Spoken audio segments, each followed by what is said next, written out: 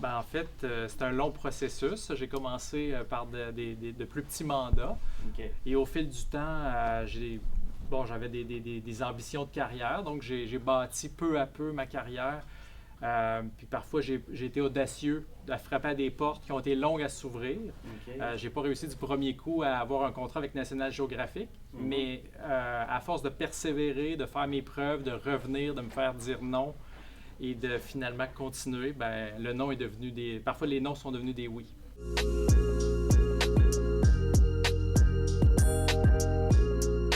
Ben, à l'âge de 9 ans, je suis tombé malade. J'avais des problèmes intestinaux qui ont été longs à diagnostiquer. Et j'ai passé à peu près 5 ans dans les hôpitaux. Et pendant cette période-là, évidemment, j'étais inactif. Donc, je passais beaucoup de temps dans les magazines National Geographic qui traînaient un petit peu partout à cette époque-là. Les magazines étaient très populaires. Donc, il y en avait dans les salles d'attente pour les différentes interventions que j'ai eues.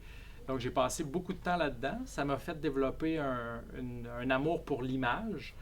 Et j'ai eu la chance d'avoir des parents qui ont détecté ça très jeune. Donc, mon père m'a offert un appareil photo et un labo de développement de noir et blanc. OK.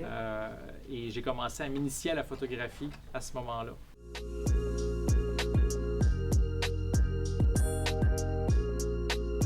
En début de carrière, une fois que j'ai terminé mes études environ à l'aube des années 2000, j'avais à peu près 20 ans. Et dans le fond, j'ai fait un retour en Abitibi-Témiscamingue à ce moment-là, parce que j'ai fait mes études à Montréal. Et un de mes premiers projets, c'était de faire le premier livre Abitibi-Témiscamingue. Donc, j'ai approché de grandes maisons d'édition. Ils m'ont tous dit non, évidemment. Et les Éditions de l'Homme étaient parmi les éditeurs les plus reconnus pour les beaux livres, donc les livres de photographie. Donc, j'ai présenté un livre de photos, un projet de livre de photos aux Éditions de l'Homme. L'éditeur a trouvé mes photos intéressantes, mais m'a dit bon, c'est une bonne base. Un livre, ça coûte cher à faire, on ne prendra jamais de risque sur toi, tu n'es pas connu. Donc, si tu n'as pas le livre qui est tout produit, prêt à publier, puis à peu près une garantie de 120 000 on ne fera pas ton livre. Fait que va manger des croûtes, puis reviens nous voir dans 2-3 ans. Et je suis revenu en Abitibi-Témiscamingue, j'ai fait aller mes différents réseaux, je suis allé solliciter des gens avec qui je pensais qu'il y aurait à l'époque, la conférence régionale des élus. Oui. Et ils ont aimé cette idée-là. Et finalement, 6 mois plus tard, je revenais voir l'éditeur avec le fameux 120 000 et en fait, qui était sous la forme d'une prévente. Et dans le fond, le premier livre s'est fait comme ça quelques mois, années plus tard. C'était vraiment le premier projet qui finalement il m'a fait tomber dans le monde du livre. Et c'est devenu comment dire, je suis un passionné de livres et en plus de photographie. Donc c'est pour ça que j'ai accumulé une douzaine de livres jusqu'à maintenant sur différents sujets à titre d'auteur. Okay. Mais aussi collaboré à une vingtaine d'autres livres que je n'étais pas l'auteur, mais uniquement le photographe. Les dernières semaines, j'ai passé 7 jours en Guadeloupe pour Air France. Okay. Donc, j'ai fait un reportage de production de contenu sur la Guadeloupe. Et par la suite, je suis allé au Maroc, donc pour faire un repérage pour un autre projet. Donc, un hybride entre les villes du Maroc, mais aussi le désert. Donc, avec des nuitées en bivouac à même le Sahara. Et par la suite, je suis allé dans les îles Canaries un petit peu pour faire un autre reportage pour un autre client. Et rapidement passé au Portugal et je suis ici ce soir.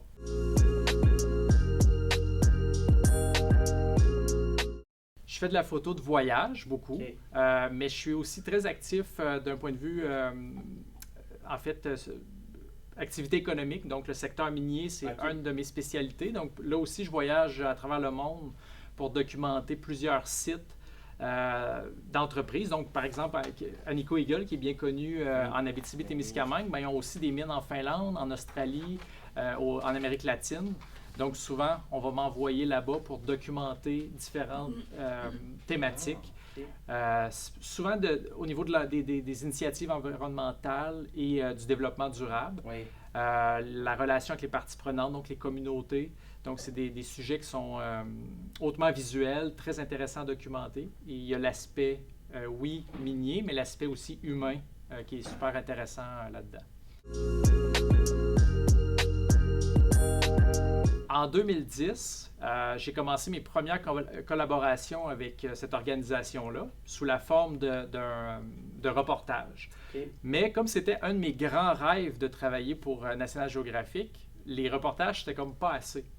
Donc, j'ai décidé de proposer un projet de livre.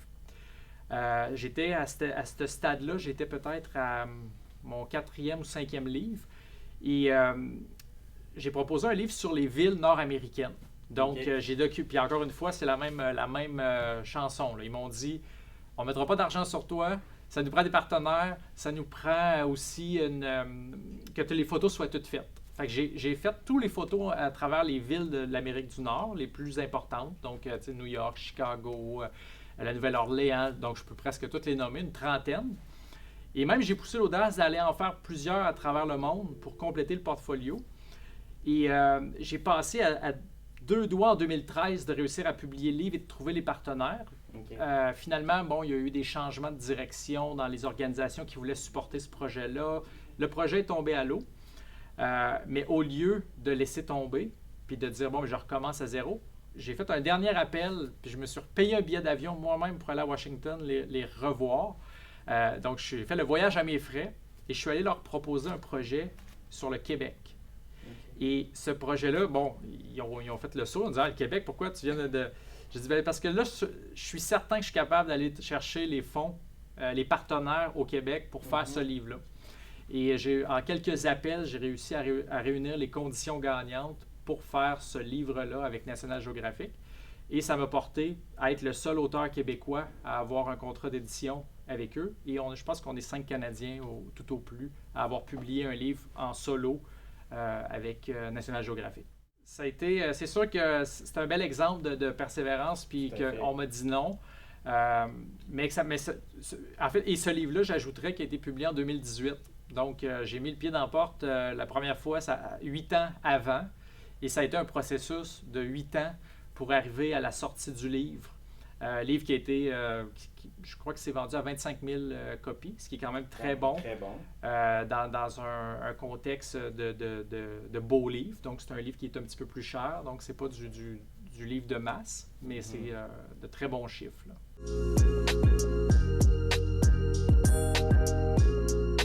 Le tome 1 d'Abitibi-Témiscamingue et le tome 2, c'est des livres qui sont complètement épuisés. Les gens se les échangent, on en voit passer un petit peu sur le marché de l'usager, certains gratuitement, mais d'autres qui se vendent très cher. J'ai un livre aussi qui a été publié sur le Québec en France, qui est très peu disponible ici, celui sur National Geographic, des livres plus spécialisés. Et j'ai un livre, Le Québec en hiver, qui est paru plutôt, il y a peut-être 1 an environ, publié aux Éditions de l'Homme.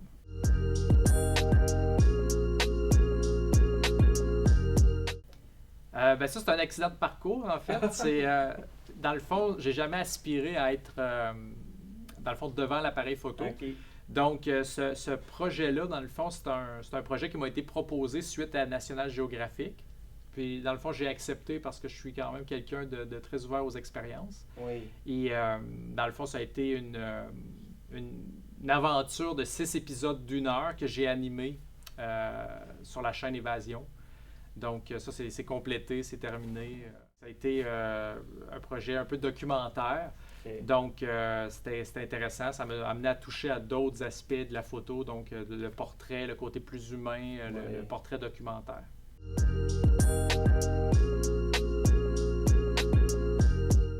En fait, ça fait plusieurs années que je voulais compléter cette trilogie-là.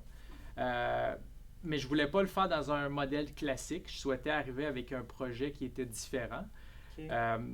Et je ne savais pas la forme. Donc, c'est pour ça que le projet était en dormance évolutif. Je voulais le faire aussi à compte d'auteur. Donc, je ne voulais pas le faire en maison d'édition. Okay. Parce que travailler en maison d'édition, ça a des avantages, mais ça a aussi l'inconvénient que le contenu est souvent remodelé selon la maison d'édition. Donc, il y a de très gros sacrifices à faire. Souvent, la vision de l'auteur, elle est un peu déformée par celle de l'éditeur. L'éditeur étant souvent à Montréal, Washington ou des endroits comme ça, n'a pas nécessairement la même connaissance du territoire.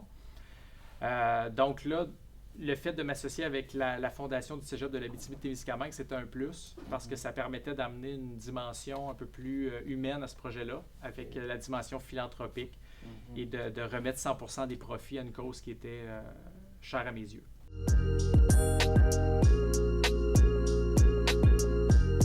Ben, dans le fond,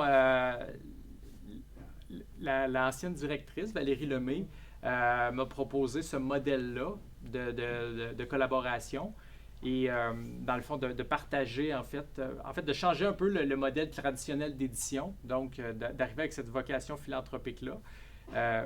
Puis dans le fond, moi, c'est quelque chose que j'ai beaucoup aimé, fait qu'on a amorcé ce processus-là et dans le fond, c'est comment je pourrais dire, un livre qui prend plus de sens à mes yeux. De le faire comme ça, puis je pense que ça permet aussi de redonner à la communauté, chose que je voulais faire. Donc, puisque j'ai passé par j'ai eu des problèmes de santé qui ont affecté mon processus scolaire, fait que de pouvoir aider les jeunes qui auraient des difficultés similaires, ben pour moi, c'est très important. Moi, tu sais, c'est sûr que j'étais un décrocheur scolaire. Donc, j'ai été obligé finalement de lâcher l'école parce qu'il n'y avait pas d'endroit qui convenait à ma situation. Je me suis raccroché plus tard, donc j'ai réussi à aller chercher ma diplomation un petit peu plus tard. Mais j'ai eu la chance d'avoir des conditions favorables pour le faire. Donc, c'est pas tout le monde qui peut avoir ces conditions-là. Donc, le fait de créer ce fonds-là va permettre de peut-être faire la différence chez quelqu'un qui n'aurait pas la même chance que j'ai eue. J'ai déjà fait plusieurs événements de causerie comme ça dans la semaine de la persévérance scolaire, des choses comme ça. J'ai déjà été porte-parole de la semaine de la persévérance scolaire. La journée, c'est ça. Désolé. Et donc, ça m'a permis quand même d'avoir de beaux échanges et aussi de véhiculer un message d'espoir que même si on a un raté au décollage, ça ne veut pas dire qu'on va aller s'écraser à quelque part. Là, on peut se reprendre. La vision, c'est sûr qu'elle a évolué. Le premier tome, c'est un livre plus classique. C'est un livre qui a été fait à l'époque de l'argentique, donc de la pellicule photo. Donc, ce n'est pas un livre qui est fait à partir d'un support numérique. C'est un livre, le beau livre classique en 5 chapitres, texte d'un historien. Oui, avec ça, c'est Denis Chabot. Exactement. Oui. Donc, c'est comme la référence classique. Par la suite, le tome 2, qui est sorti quelques années plus tard, c'est un genre de carnet de voyage, un peu narratif, avec, c'est moi qui ai fait les textes. Donc, il y a comme des histoires qui complètent les photos. Un livre à l'époque de la photo numérique, mais pas à l'époque des drones. Donc, il y a de la photo aérienne, mais à partir d'avions, des choses comme ça. Et ce tome 3-là, dans le fond, c'est une vision qui est beaucoup plus actuelle, qui me permet d'utiliser la pleine technologie d'aujourd'hui avec les drones, la photo aérienne dans des endroits que j'aurais jamais pu faire. Oui, des appareils photo numériques beaucoup plus performants, mais aussi une connaissance du territoire qui va survoler, oui, les 5 MRC, mais aussi les créneaux d'excellence de l'Abitibi-Témiscamingue. Donc, il y a des photos du secteur minier, l'éducation, les photos de la foresterie et d'autres créneaux d'excellence à l'agriculture qui sont survolés de façon intemporelle. Donc, on n'aura pas trop de photos qui peuvent se démoder ou qui sont trop pointues. On demeure dans quelque chose d'un peu plus abstrait, mais de visuellement identitaire. Par exemple, les photos qui concernent le secteur minier, dans 20-30 ans, ça va avoir une vocation un petit peu plus historique parce que c'est un domaine qui est en pleine évolution. On est des leaders ici en termes d'implantation de technologie, automatisation des mines, environnement.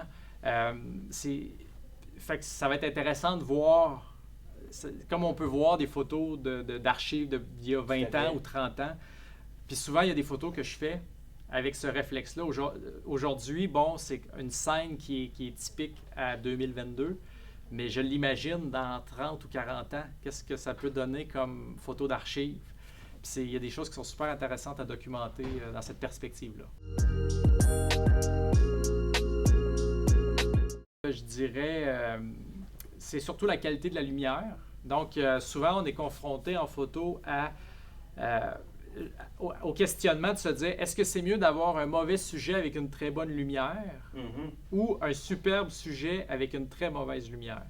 Puis souvent, d'avoir une lumière extraordinaire, mais ça va valoriser à peu près, peu importe le sujet, finalement, il va y avoir quelque chose à photographier, à documenter.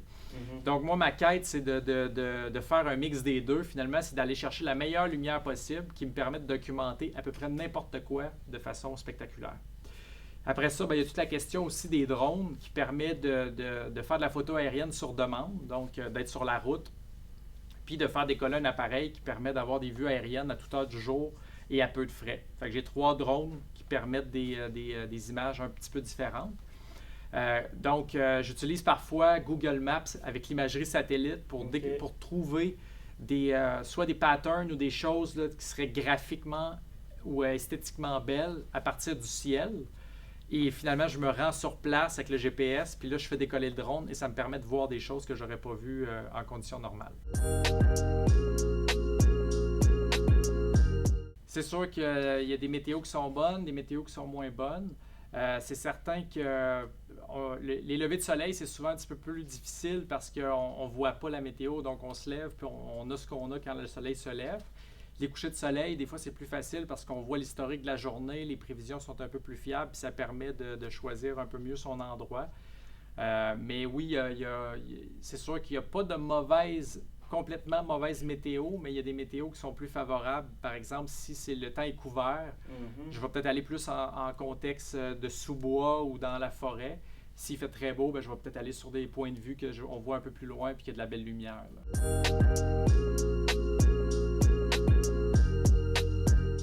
Dans le cadre du livre, du tome 3, en fait, c'est des textes de Christian Dubé, qui est professeur au cégep de l'Abitibi-Témiscamingue. C'est un processus collaboratif, donc Christian avait beaucoup de latitude pour faire les textes. Et dans le fond, il a pu documenter un peu ce que je ne pouvais pas documenter en photo, donc expliquer, donner une dimension différente aux photos avec ses textes, avec ses propos. Donc oui, on n'est pas dans la description, on est vraiment dans un texte complémentaire à la photo. C'est intéressant parce que ça permet d'amener une dimension créative différente au livre. Donc, si moi, j'avais fait moi-même les légendes, je n'ai pas le même niveau de rédaction. Tu sais, moi, je suis plus dans la description. Là, on arrive avec quelque chose qui est plus historique, géographique, anecdotique. Donc, ça permet de bonifier beaucoup l'expérience du lecteur. Parce que, tu sais, moi, dans le fond, quand je fais de la rédaction, c'est soit basé sur l'expérience que j'ai vécue, mais je ne vais pas approfondir d'un point de vue identitaire ou aller un petit peu plus loin dans la rédaction. Donc, c'est un gros avantage de travailler avec un auteur qui a ses forces et qui permet d'amener de bonifier finalement, moi, ce que je présente, il va y amener une valeur ajoutée. Un peu de tout, en fait, parce que, tu sais, évidemment, c'est ma région natale, donc c'est une région que je connais très, très bien dans ses presque moindres détails. Donc, c'est le fun de repartir sur revisiter certains classiques, en découvrir d'autres. Il y a toujours un petit rang, un petit chemin que je n'ai pas fait, qu'il y a quelque chose qui peut m'attendre. Donc, il y a un défi aussi, c'est ça, de dépassement. Donc, de trouver la photo que j'aurais jamais fait. Après 3 livres, c'est quand même un défi. Donc, c'est une très belle région. Aussi, c'est plus je voyage, plus j'arrive à y faire des références ou trouver des ressemblances sans tomber dans le jeu de la comparaison. Mais parfois, ça peut être inspirant. Puis ça peut aussi permettre de prendre un recul sur quelque chose qu'on voit tout le temps, mais de le revoir d'une différente façon parce qu'on a vu tellement d'autres choses. Fait qu'on n'a plus comment je pourrais dire, c'est pas le syndrome, mais le fait, tu sais, quand on vit quelque chose, on vit à côté de quelque chose, finalement, on finit par ne plus le voir. Fait que de s'en distancer permet de se réapproprier finalement cette chose-là. Puis moi, c'est un processus que je fais parfois de m'éloigner du sujet ou de prendre une certaine distance. Et le fait par exemple, c'est comme si les gens qui vivent sur le bord de la mer, finalement, finissent par ne plus voir la mer. Ceux qui vivent sur le bord des montagnes, finalement, finissent par ne plus voir les montagnes. Donc, le fait de m'exposer à plusieurs choses d'un point de vue photo, ça me permet de faire des retours sur certains sujets. Fait qu'il y a des périodes de ma vie que je travaille beaucoup plus dans les maritimes, il y a des périodes que je travaille plus dans le Grand Nord. Quand je sens une saturation, quand je sens que j'ai fait le tour, bien, souvent je change de milieu, de décor. Et ça fait ma force aussi au niveau de ces clients-là, parce que justement, des fois je leur dis, là, je commence à plus voir, je commence à moins voir les sujets parce que c'est peut-être je suis trop en contact avec, fait que peut-être qu'on va prendre une distance puis sans nécessairement couper les ponts. Mais j'essaie de travailler un peu ailleurs pour faire des retours en force après un certain temps pour mieux voir finalement la destination. Fait que les îles de la Madeleine, Gaspésie, souvent c'est des très bons, des bons clients, mais ça revient aux 2 ans souvent parce que si j'étais là chaque année, ben, j'aurais pas le recul qu'il faut peut-être pour documenter ou la motivation, des choses comme ça. Fait que l'Abitibi-Témiscamingue, c'est la même chose. Si je faisais de la photo à tous les jours, tout le temps ici, peut-être que finalement, je finirais par plus voir les sujets. Mais comme j'en fais un peu partout et que je fais des retours ponctuels, ben là, je m'émerveille parfois.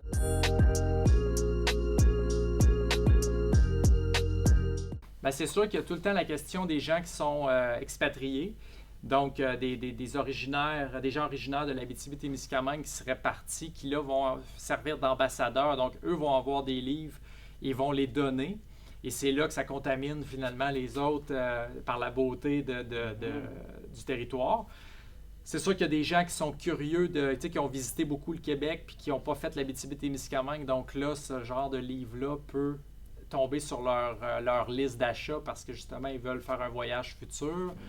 Il y a des gens qui vont acheter le livre parce qu'ils aiment l'auteur, parce qu'ils ont acheté un livre plus général, par exemple comme National Geographic sur le Québec. Donc, ils veulent compléter leur collection, même s'ils n'ont pas de lien avec le territoire ici, ils vont avoir un intérêt de compléter. Donc, il y a beaucoup de possibilités, là, justement, comme ça.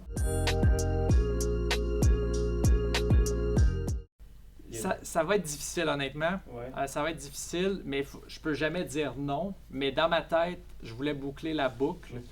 Et je ne cacherai pas que faire un livre, c'est quelque chose qui est très, très complexe, qui est coûteux, qui a un gros niveau de risque. Et il faut y amener des valeurs, des différences et des valeurs ajoutées. Ce 3e tome-là, sa valeur ajoutée, c'est sa cause. Donc, c'est ce qui le différencie vraiment des autres. C'est que dans le fond, c'est un appel un peu à la mobilisation pour supporter finalement la cause de la diplomation et l'aide à la diplomation via la Fondation. Donc, pour faire un 4e livre, il faudrait réunir des conditions qui sont très difficiles à réunir. Fait que moi, dans ma tête, je l'ai fait comme le dernier livre sur l'Abitibi-Témiscamingue. Je ne peux pas dire dans 15 ans qu'est-ce que l'avenir réserve, dans 10 ans, mais c'est sûr que ça ne sera pas dans un horizon de moins de 10 ans. S'il y a quelque chose une bougie d'allumage qui se fait. Et le contexte aussi économique, le contexte du papier, il y a beaucoup de choses qui peuvent influencer. Fait que faire des livres ça devient un peu des tours de force. Puis comme je disais, ça a toujours été compliqué de garantir d'amoindrir le risque d'impression. Ça a toujours coûté très cher. National Geographic m'ont demandé des garanties dans les 6 chiffres, les éditions de l'Homme. Ce livre-là, il y a une grosse prise de risque qui a été faite. Donc, c'est pas quelque chose qu'on peut faire en claquant des doigts. Donc, c'est pour ça, il faut en profiter. On ne sait pas, là, on en a imprimé 10 000 copies, mais on ne sait pas si on va réimprimer.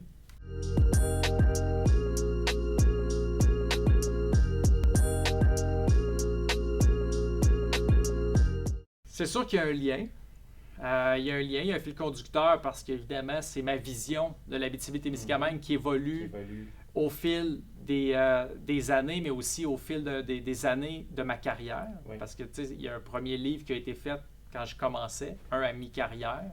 Là, je ne veux pas dire que je suis proche de la retraite, mais il reste que j'étais quand même à 20 ans de carrière, 21 ans de carrière. Donc là, ça m'amène dans une vision différente. Fait qu'il y a un fil conducteur et je pense que les gens ont intérêt à se le procurer pour compléter cette trilogie-là de livres qui sont quand même iconiques.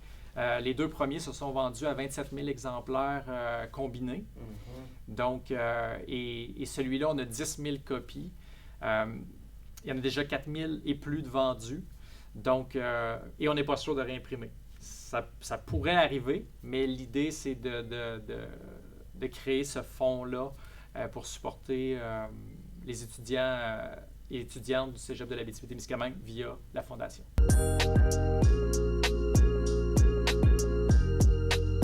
Ben, pour l'instant, là, je suis en mode... j'ai toujours des projets commerciaux, corporatifs qui évoluent, de la publicité, des choses comme ça. Là, c'est sûr que j'ai envie de partager mon savoir au niveau de la photographie. Donc là, je commence à faire des classes de maîtres, donc des petits groupes sélects que je vais apporter en voyage dans des destinations.